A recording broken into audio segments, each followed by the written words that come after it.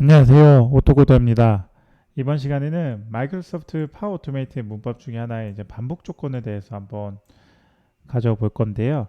이 반복 조건 자체는 여러분들 지난 시간에 반복문을 이어서 같이 나가는 걸로 보시면 되고 MS IP를 통해서 이제 세련된 업무 자동화를 구현하는 게 목적입니다. 뭐 사용 문법 자체는 반복 조건이고요.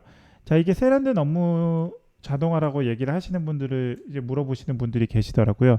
이 세련된 업무 자동화란 어떤 거냐면 여러분들이 이제 파이썬이나 이런 요즘에 이제 챗GPT한테 많이 코드를 실행을 이제 만들어 달라고 해가지고 실행을 그 기본 코드를 만들어 준 다음에 내가 조금씩 변형해서 수정은 할 수 있지만 아직까지 조금 어려운 부분 중에 하나가 이제 이러한 UI 이제 웹 UI를 컨트롤 할 수 있는 게 비교적 좀 어려운 걸로 보실 수 있습니다. 예를 들면 뭐 OS 운영 체제에 대한 어떠한 핸들링을 할 때 그거 UI 단에서 핸들링을 한다거나 아니면 뭐 다른 케이스 여러 가지가 있죠. 뭐 자동화 중에서 이제 아예 그냥 유저 인터페이스 즉 화면 자체를 컨트롤 해야 되는 경우에는 파워 오토메이트 즉 이제 RPA 기능이 훨씬 더 효율적으로 진행이 될 수 있거든요. 그 이유가 이제 RPA를 이용하면은 진짜 마우스 커서가 실제로 내 화면에서 움직이는 것처럼 눈으로 보일 수가 있고 그게 마치 사람이 하는 것처럼 할 수 있기 때문에 사람이 기존에 하던 방식을 IPA를 통해서 대체할 수 있기 때문입니다. 그러한 방법과 같이 이제 IPA를 사용하는데 그 과정에서 제일 중요한다기보다는 조금 그래도 많이 쓰고 있는 반복 조건에 대해서 좀 알아보도록 하겠습니다. 사실 반복 조건은 웬만한 반복으로도 해결이 되는데 반복 조건 자체는 여러분들이 어떠한 조건이 있을 때 그게 어, 만족하지 않으면 계속 반복할 수 있게끔 하는 방향으로 여러분들한테 이번 시간에 강의를 준비를 했습니다. 한번 좀 따라와 주시면서 뭐 궁금하신 사항 있으면 편하게 댓글로 남겨주시면 될 것 같고요. 그럼 이제 이어서 좀 빠르게 시작을 할게요.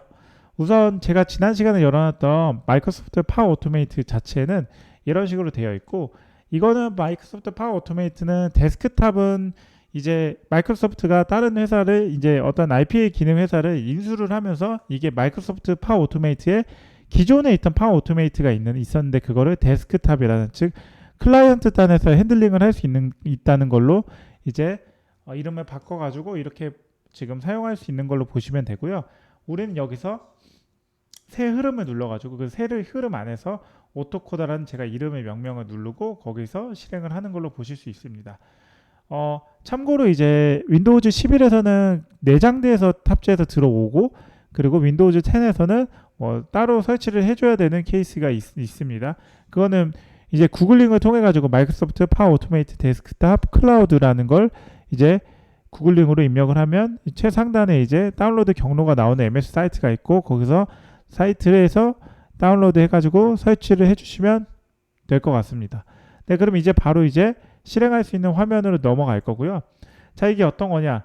작업창은 여기 가운데 있고 우리가 선택할 수 있는 란은 여기 좌측에 있고 그리고 우리가 어쨌든 파워 오토메이터 데스크탑 자체도 프로그래밍 언어 중에 하나로 보시면 됩니다. 즉 안에 변수 있고 이러한 처리들을 내가 텍스트로 코드로 스트링으로 코드로 작성할 필요가 없이 이렇게 하나씩 드래그 앤 드랍으로 해서 정보를 가져올 수가 있는데 자 우리가 이렇게까지 하는 이유는 아무래도 이제 노 코드라기보다는 로우 코드 좀 적은 코드가 거의 안 드는 그냥 땡겨 쓰고 이렇게 가져오고 쓸 수 있는 걸로 보실 수가 있고 반면에 이제 여러분들이 조금 더 좀 진화된 이제 이 IPA 기능을 활용하려면 코드를 반드시 알아야 되고 그리고 코드를 알지 않더라도 여러분들이 어떠한 이제 IPA를 쓸 때 그런 순서도 흐름 로직들을 알고 계셔야 여러분들의 IPA를 만드는데 큰 도움이 될 수 있습니다.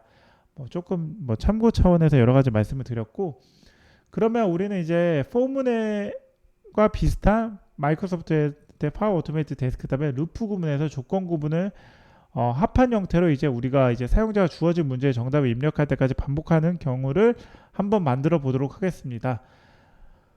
네. 그러면 이제 시작을 할 거고요. 우리는 여기서 처음에 뭐 할 거냐면 입력 변수를 받을 거예요. 여러분들께 입력 대화 표시를 입력을 하면 여기에 나오죠. 그대로 갖다 땡겨 쓰고요. 자, 우리가 여기서 어떤 걸 할까요? 제가 좀 고민을 해볼게요. 음, 어, 1 더하기 1의 정답을 알려주세요. 너무 쉽나요? 그러면 1 더하기 뭐 사실 모를 수가 있다는 가정하에 그냥 예시를 드는 겁니다. 당신의 정답은 1 더하기 1의 당신의 정답은 무엇입니까? 라고 제가 입력을 할게요. 정답 맞추기로 하겠습니다. 1 더하기 1의 정답 맞추기 1 더하기 당신의 정답은 무엇입니까? 라고 해서 물음표하는 형식으로 나오고 여기는 그대로 이제 저장을 할게요. 그럼 입력 대화 표시 자체가 이렇게 나오는 거죠. 이 누르면 사실 유저 인풋 자체가 2로 출력이 되는 걸로 끝날 수가 있는데 우리는 여기서 반복문의 반복 조건을 한번 넣어 볼게요. 반복이랑 반박이는 완전 다르죠. 반복 조건을 넣으면은 자, 첫 번째 P 연산자는 유저 인풋을 넣을 거고요. 같지 않다는 조건 하에서 여러분들의 값이 어떤지 한번 보도록 하겠습니다. 근데 이제 이게 뭐 2가 답시기 때문에 2라는 값은 이제 마지막 값은 일단 넣어주고 이제 2가 아닐 경우에 어떻게 이제 돌아가는지에 대한 부분을 볼 수 있는데 사실상 사용자가 잘못된 값을 입력했을 때 다시 입력 대화 표시창을 표시하려면 레이블이라는 걸 넣어줘야 됩니다. 해당 레이블로 이동하는 로직을 넣어주는 건데요. 레이블은 뭐 간단합니다. 레이블 자체를 여러분들이 입력하려는 곳에 넣으면 될 것 같고 레이블 자체를 어딨냐?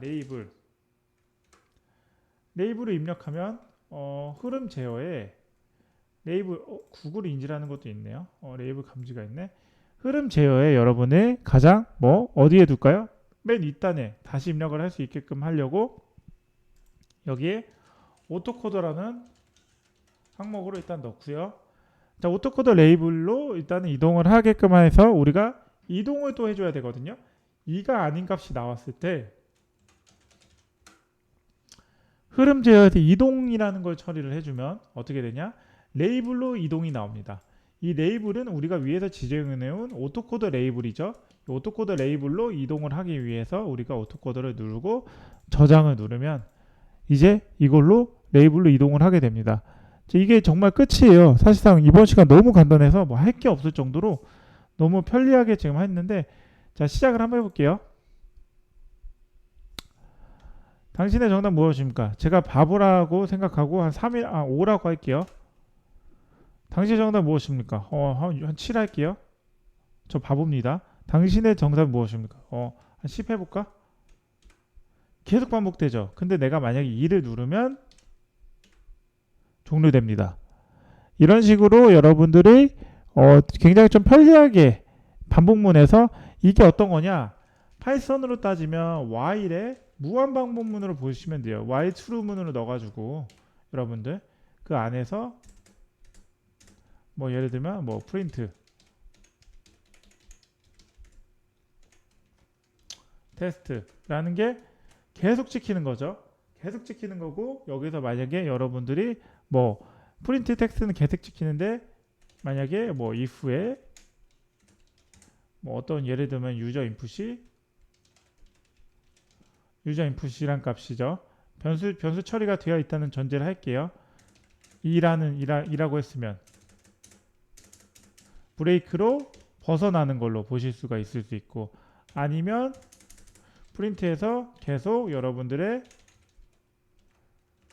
your number라는 식으로 해서 프린트를 계속 찍힐 수 있습니다.